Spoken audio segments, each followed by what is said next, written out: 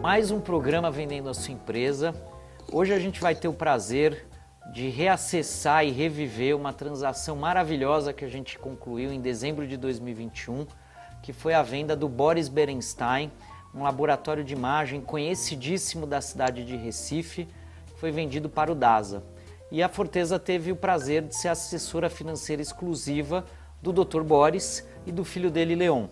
E nossa conversa hoje será com ambos, com o Boris e com o Leon, e vamos conversar aqui longamente sobre a história da empresa, sobre as motivações da família Berenstein na venda da empresa, como é que foi todo esse processo, assessoria, os acertos e erros do processo e tudo mais. Então, pessoal, vou começar aqui conversando com o Boris e com o Leon. Boa tarde, Boris. Boa tarde, Leon. Tudo bem? Boa tarde, Denis. Boa tarde, Leon. Prazer estar aqui conversando com você depois dessa jornada que nós fizemos em conjunto com você e poder compartilhar com você e com todos os seus seguidores, né? Todos que acompanham também a sua trajetória, de poder contar a nossa história, que é motivo de orgulho, motivo de alegria e de algumas lágrimazinhas nos olhos também, Denis. Boa tarde, Denis. Feliz de estar aqui com vocês. Tem um tempinho já que a gente não se vê, né, Denis? Mas coisa boa estar aqui de volta, de reviver um pouco essa história, rever esses momentos que a gente passou, muito aprendizado e crescimento para mim, para meu pai, para você e para toda a família que participou de maneira direta ou indireta do processo. Tá legal, vamos lá. Então, o Boris, eu queria que você começasse contando para a gente a história do laboratório. Obviamente não precisa ir detalhe a detalhe, mas conta para a gente brevemente como é que foi todo esse desenvolvimento até chegar no ano de 2021, que é quando a gente teve a concretização da venda para o DASA. Eu sou filho de imigrantes, minha mãe sobrevivente de um campo de concentração e meu pai era soldado do exército romeno e os dois se conheceram após guerra, se casaram e passaram 2 anos na Europa até conseguir o visto de entrada para o Brasil. A Europa estava passando por muitas dificuldades mesmo antes da Segunda Guerra e eles chegaram em Recife, eu gosto de comentar isso, chegaram em Recife trazendo muitas malas, né? Muitas malas de coragem, de esperança e de vontade de reconstruir a família, reconstruir a vida deles. E aí meu pai, com essas malas que ele trouxe repletas de esperança, né? Essas mesmas malas ele preencheu com cortes de tecido, algumas roupas e começou a mascatear, subindo e descendo as ladeiras de Olinda. E depois de alguns anos ele se estabelece e sempre meus pais me passaram muita coragem, muita resiliência e procurar ter um ofício. E eu escolhi ser médico e meu sonho era ser pediatra e ter uma clínica de pediatria. Mas durante o 3º ano de medicina, por conta de uma carona com um professor da faculdade, ele me perguntou: Boris, você pretende seguir que especialidade? E no ímpeto, não sei qual foi a causa, eu mudei meu sonho nessa carona e falei em radiologia. E ele prontamente disse: você quer estagiar numa clínica VH Pereira? E essa clínica ficava a 200 metros de onde eu morava. E ele me conseguiu esse estágio e aí mudou meu destino.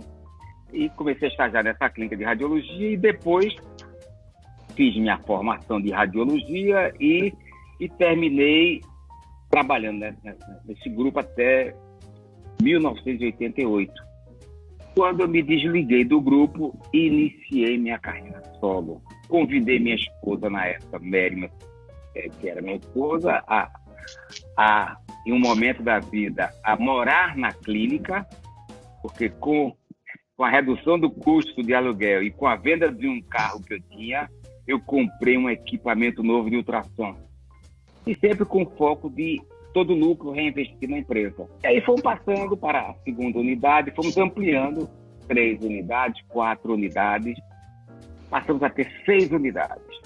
Quando eu completei 60 anos de idade, entrei no túnel do tempo e vi que eu tinha investido muito na empresa, eu tinha investido em novas tecnologias, eu estava investido na equipe médica, nos colaboradores, já tinha filhos grandes, né? Ele disse, não está na hora de eu começar a pensar na regularização da família, investir na continuidade dos negócios, né? E conscientizar os filhos que unidos venceremos, né? Como provocar nos filhos uma união entre eles, como melhorar a governança.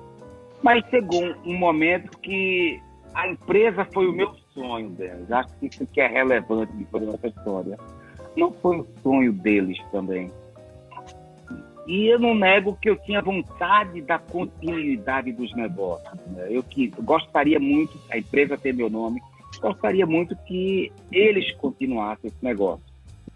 Mas, por uma decisão deles, e eu compartilhei passei a compartilhar essa decisão, mesmo no começo sendo um pouco contrário, tentei reverter esse entendimento deles, nós chegamos à conclusão que, para o bem de todos e felicidade geral da família, o melhor seríamos pensar em preparar a empresa e fazer a consolidação.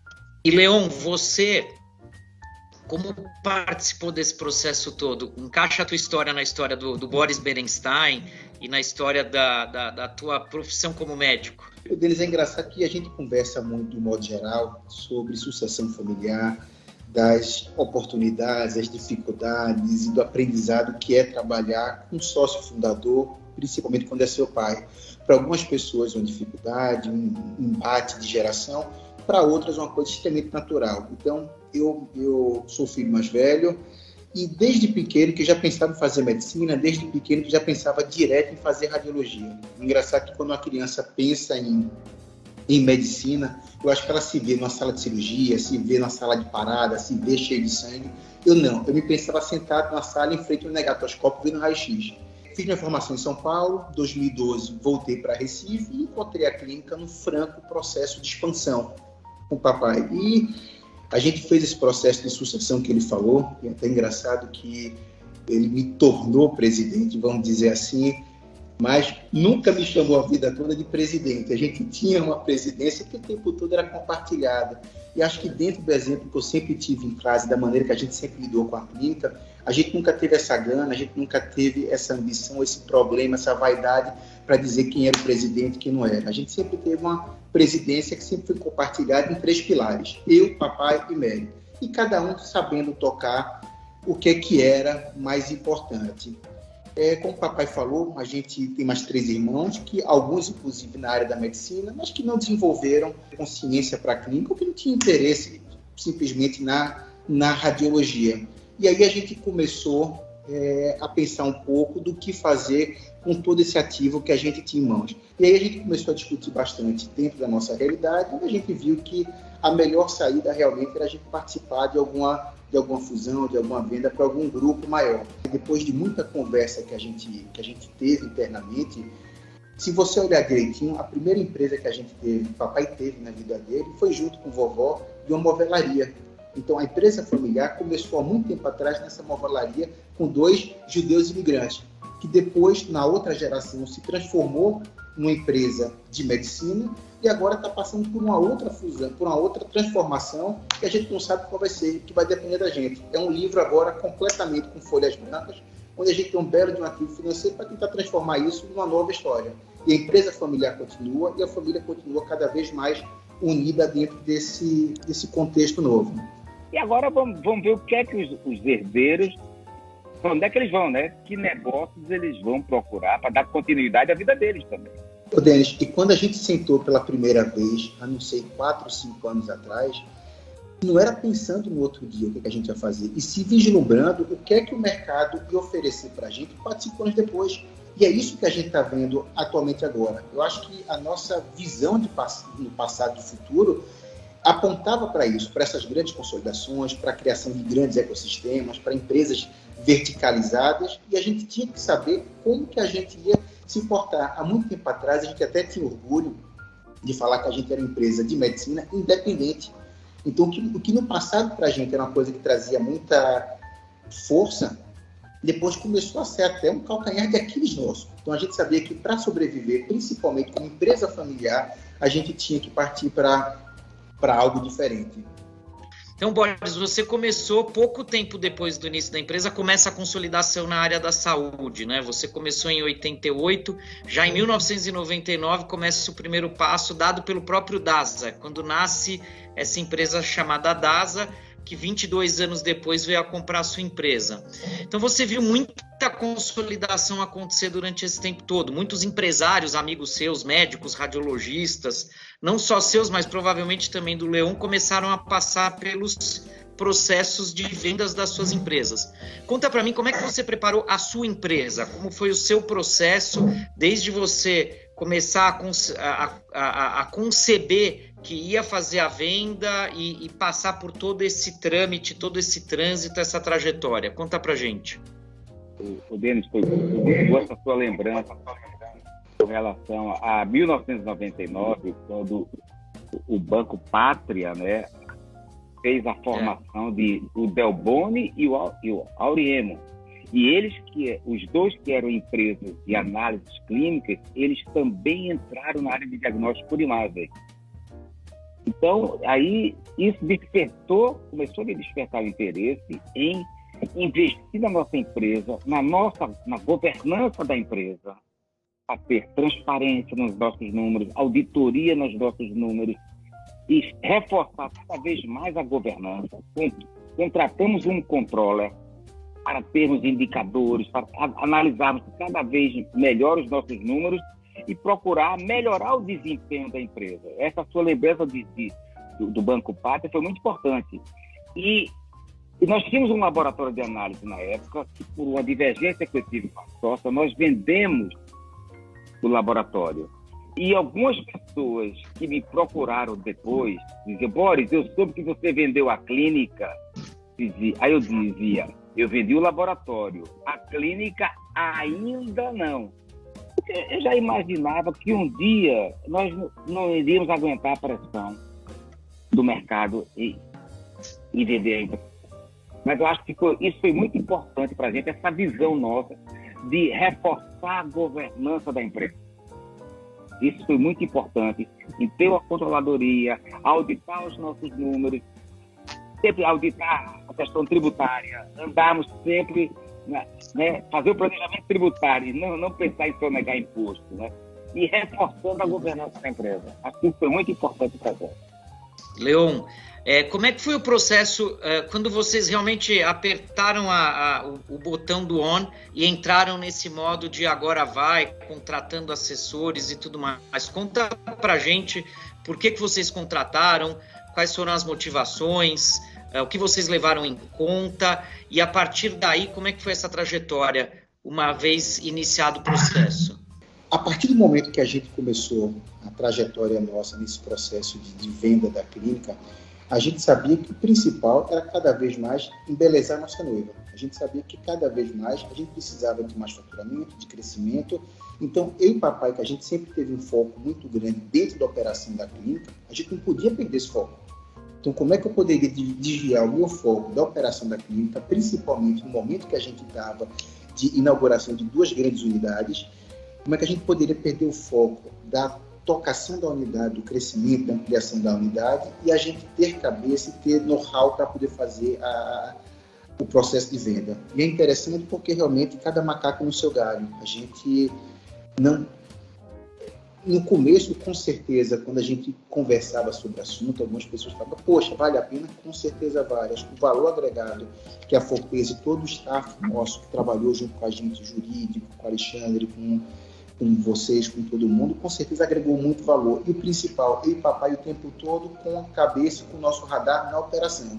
Lembrando principalmente dos grandes desafios e dificuldades que a gente teve no meio do caminho.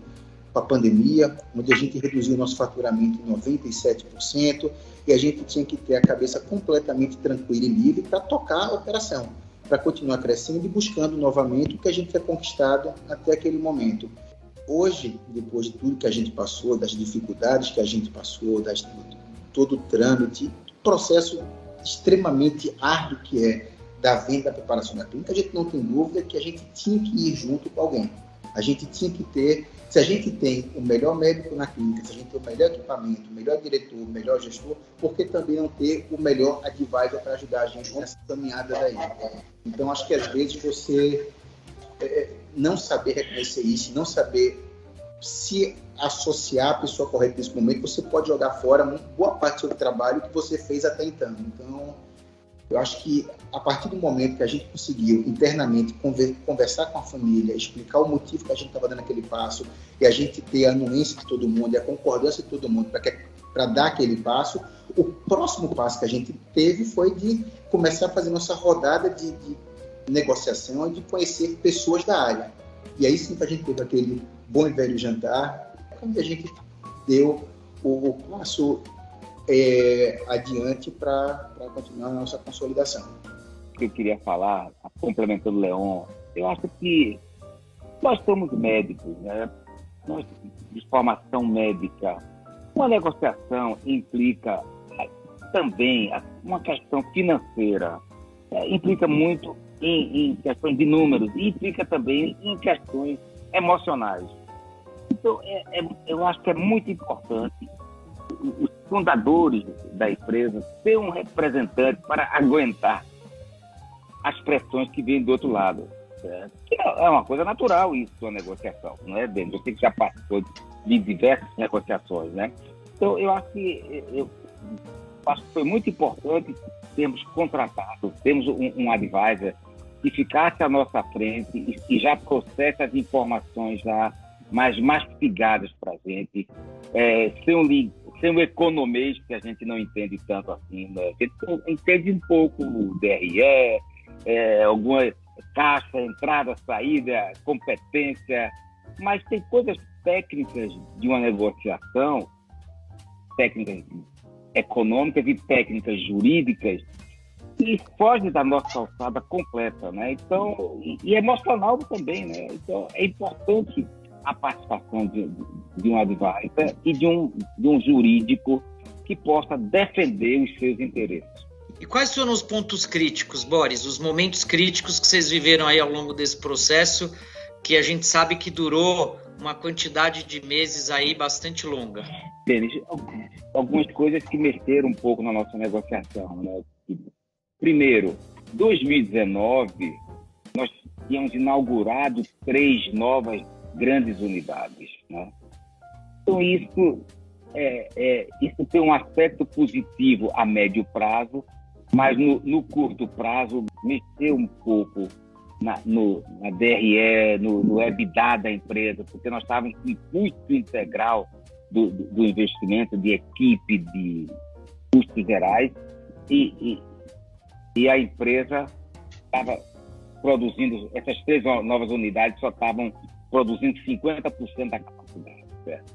A pandemia também foi um grande dificultador, porque, né, as incertezas que a pandemia nos colocou foi muito... Então, até que tivemos que esperar um pouco, né? Paramos algumas vezes, paramos a negociação por um tempo, né? Para retomar só quando a pandemia reduziu seu impacto nas vidas e na economia. Mas acho que esses foram dois dificultadores da nossa operação, né? E fala para mim, hoje, depois de quase 2 anos aí de processo, vocês acreditam que tiveram quais erros e quais acertos nesse processo de assessoria e nesse processo da transação em si? O que você diria para um amigo? Aqui eu acertei, aqui eu errei, teria feito diferente? Denis, é tão complicado falar sobre isso. De um modo geral, acho que a gente está extremamente satisfeito com toda a negociação, inclusive, principalmente, com um grande parceiro que a gente tem na clínica agora. Então, eu tenho dificuldade de olhar para trás e ver algum arrependimento, de ver alguma coisa que a gente acha que não funcionou bem. E olha que, como o papai falou, a gente passou pelo pior momento possível de fazer qualquer transação, que foi justamente a pandemia. Então, acho que o que sobra para a gente, olhando para trás, uma grande parceria que a gente teve, foi um grande apoio que a gente teve, principalmente nos momentos mais difíceis que a gente passou nos últimos 2 anos. Quem imaginaria que a gente teria uma pandemia onde a gente, de 6 unidades, ia deixar nenhuma aberta, assim, deixando uma aberta com 10% do seu movimento. Mas, por um lado, ainda bem também que a marca era extremamente forte, a gente conseguiu recuperar super bem. Ainda bem que a gente tinha bons advisors, que a gente tinha uma excelente controladoria dentro da clínica e que, apesar dos pesares, a empresa era extremamente firme e sólida e a gente conseguiu sair por cima disso.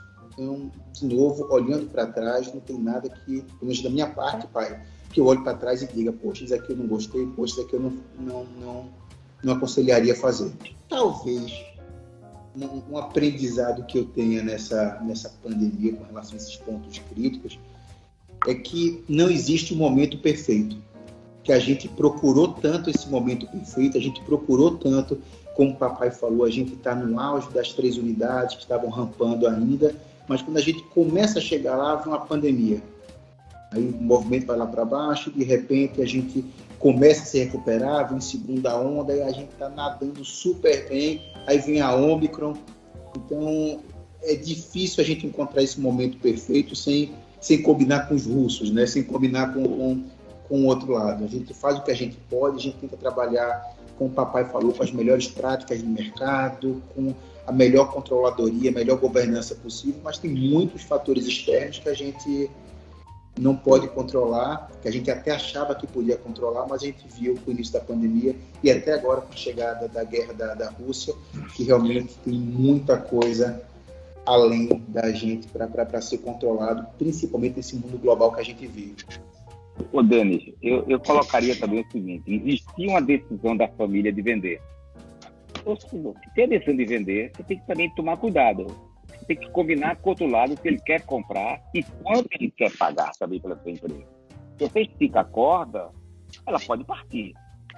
E para nós seria pior não vender do que se eles não comprassem. Comprariam outro. Poderiam comprar outro ou não comprar.